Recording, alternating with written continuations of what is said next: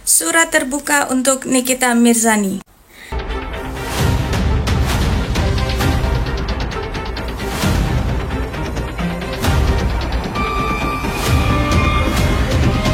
Tapi di sini udah ngelihat foto dari perkumpulan nih mafia kayaknya lagi nyeblak deh. Ya gue nggak tahu deh itu lagi nyeblak apa lagi bikin rencana baru. Tapi yang kocaknya di salah satu membernya itu ada si Om Itali, Om yang dari luar negeri nyari makan di Indonesia. Sampai live tengah malam, sampai kacamatanya turun ya kan, nyari duit di Indonesia. Sedih banget, mendingan lu pulang aja ke negara lu. Kan katanya negara lu lebih enak daripada Indonesia. Pergi aja, ya kan? Kan kata dia orang Indonesia keluar negeri itu kan jadi pembantu. Nah, lu di sini ngorek-ngorek rupiah. Sampai tengah malam suntuk ya kan, masih aja kan jualan obat. Ayo ya kan, vitamin nih vitamin. Rupiah lu segitunya banget ya. Mendingan balik udah ke negara lu ya kan, pakai euro katanya kan. Pas tahu fotonya di sini ya kan, rupanya salah satu member mafia rupanya. Udah jualan vitaminnya katanya itu BPO mereka gak ada apa overclaim gitu kata dokter. Paling nggak minimal lu jadi artis ya ke Om ya. Masa di sini malah nge-live sampai tengah malam suntuk, mukanya bule padahal nggak laku ya. Kan katanya Indonesia ini paling laku muka-muka bule nih buat masuk ke TV ya. Lu kagak laku-laku juga, mendingan pulang. Ya udah nggak apa-apa, jadi salah satu membernya ini kan, mafia ini kan duitnya banyak juga ngucur ya Om. Pak mengatakan sejak Tidur anjir. Tidur. Hakim ketuanya tidur ini gimana coba? Bapak Hakim habis ronda ya semalam ya, ngantuk Pak Hakim, ngantuk. Enak banget ya, enak banget tidurnya kayaknya. Nyenyak banget gitu kan. Bisa gitu kan sambil kerja itu tidur anjir. Diliatin banyak orang, itu orang banyak di situ, belum lagi banyak yang live. Hah? Seluruh mata memandang sekarang tuh ya kan. Ngaco banget nih, ya kan? Udah ini kasus sidang lama banget gitu kan. Orang ditahan gak dikeluarin, kalau emang salah ya udah ditahan, kalau emang nggak salah ya udah dikeluarin gitu kan. Lagian juga aneh jaksa penuntut umumnya kalau kata gue ya. Ini kasus dituntut 11 tahun penjara ya kan. Korupsi aja nggak segitu gitu kan. Harusnya nih jaksa penuntut ini ya kan khusus untuk sidang-sidang korupsi gitu kan, biar hukumannya berat banget gitu. Daripada kasus-kasus yang gini kan gitu kan, kasus-kasus receh begini gitu kan, dia nuntut orang sampai belasan tahun, gila banget ya kan. Harusnya ini jaksa penuntut umumnya untuk kasus-kasus yang korupsi yang gede-gede, yang triliunan, yang miliaran, yang tetean, yang MM-an gitu ya kan. Terus sekarang sepi banget tuh kan, JPU-nya udah pada sepi, tinggal satu orang nih di live ini ya, di sidang yang ini ya, gue lihat di live. Terus jaksanya tidur gitu kan, hakimnya tidur, hakim ketua loh itu, hakim ketua tidur, ya kan, enak banget Pak.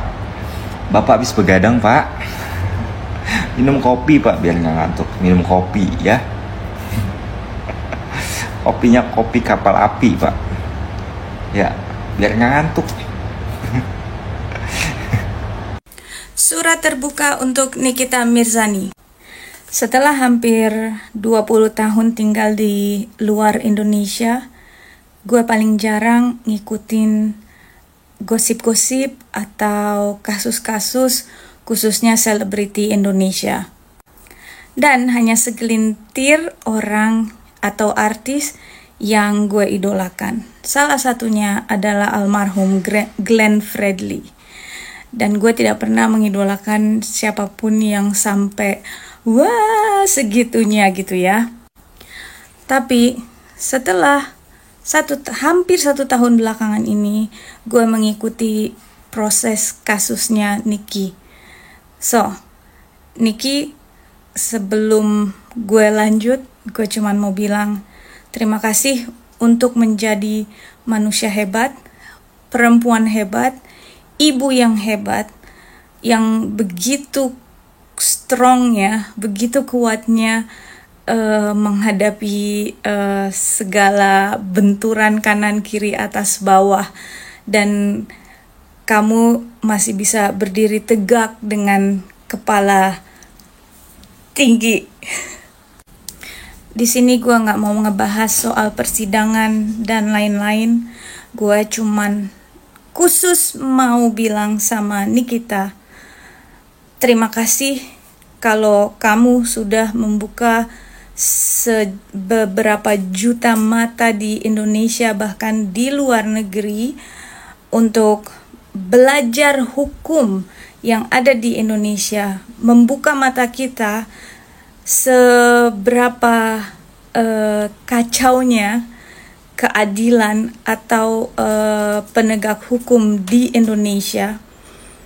Kamu satu-satunya orang yang berani segitu lantangnya membela kebenaran dan menyuarakan kebenaran. Karena gue tahu hanya orang benar yang bisa selantang itu untuk mengucapkan kebenaran.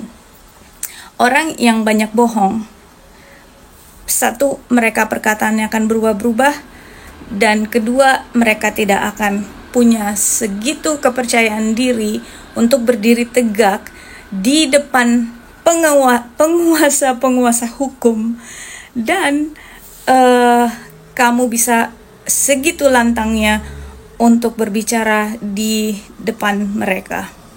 Salut banget Niki. Dulu gue selalu mikir, nih orang kerjanya huru-hara aja ya.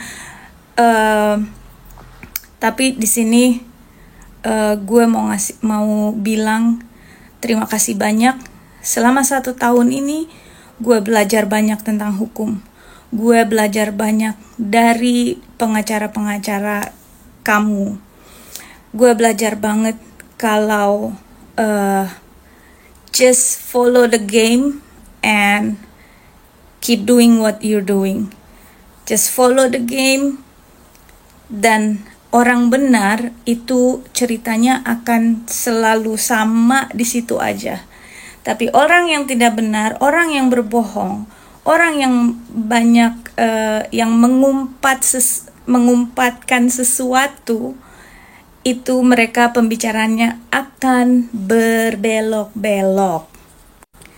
Jadi Niki, terima kasih untuk jadi panutan wanita hebat di seluruh dunia, di Indonesia. Gue gak pernah ngomongin soal apapun yang ada di Indonesia mengenai public figure, politik atau apa. Ini pertama kalinya gue mau speak up karena gue mengakui kalau gue belajar banyak dari Niki. Gue belajar banyak kalau tidak boleh takut kalau Anda benar. Gue belajar banyak untuk menjadi ibu yang segitu kuatnya untuk anak-anaknya. Gue belajar dari Niki untuk stand up for your voice and voice what you believe. Suarakan apa yang kamu percayakan kalau itu benar. Dan your energy Niki, your energy is so high. Makanya itu banyak sekali orang yang takut akan kebesaran energi itu. Dan gue yakin banget sih, karena Niki selalu banyak beramal, banyak berbuat baik sama orang, banyak bantu orang, itu jalur langit pasti akan terbuka, dan Tuhan pasti tahu apa yang ada di dalam hatinya Niki, dan Tuhan itu maha tahu segala-galanya. So, tetap berjuang Niki. Mungkin ini VT pertama dan terakhir gue untuk membicarakan apa yang terjadi di sekitar hukum selebriti di Indonesia. Atau nanti ada satu lagi pas pembacaan vonis ya. Jadi gila sih ini benar-benar Niki semangat terus. banyak orang yang sayang kamu, banyak orang yang mendukung kamu, dan aku percaya banget Tuhan akan jaga kamu. Tuhan berkati dan semangat terus Niki. I believe, aku percaya Tuhan akan memberikan yang terbaik dan indah pada waktunya. Ciao everyone. Halo teman-teman, semoga kalian sehat-sehat ya. Jaga imun, jaga kesehatan lagi musim hujan. Oh ya, terkait JPU yang tidak mau salaman, saya hanya mau bilang satu hal, bahwa JPU itu tidak berpihak ke terdakwa maupun pelapor. JPU itu berpihak kepada negara. Dia wakil negara, bukan wakil pelapor atau wakil terdakwa. Ketika terjadi perdebatan di persidangan, termasuk ada hal-hal yang disampaikan oleh terdakwa di dupliknya kemarin, nggak harus baper. Baper itu ketahuan dari mana? Tidak mau salaman. Kok bisa baper? Ada JPU seperti itu. Harusnya perdebatan dalam persidangan atau pembacaan duplik, pledoi dan lain-lain, ada yang bertentangan dengan JPU, itu bagian dari pembelaan diri terdakwa. JPU nggak boleh baper. Kenapa bapernya? Karena dibacainnya tentang track record persidangan si Ibu D itu, Bu Dona gitu. Lalu gimana Bu Dona? Harusnya perdebatan yang terjadi di ruang persidangan itu, setelah persidangan selesai, ya sudah, cukup di situ aja. Nah, Nikita Mirzani, saya salut banget dengan Nikita Mirzani. Dia sudah jadi orang pesakitan di dalam penjara.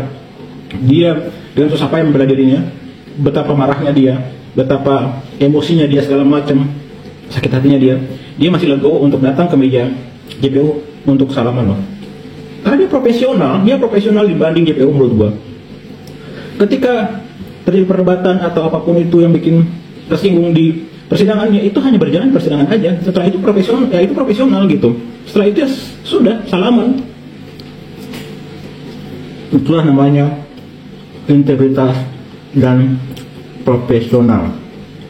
Jadi kita patut mempertanyakan keprofesionalannya JPU.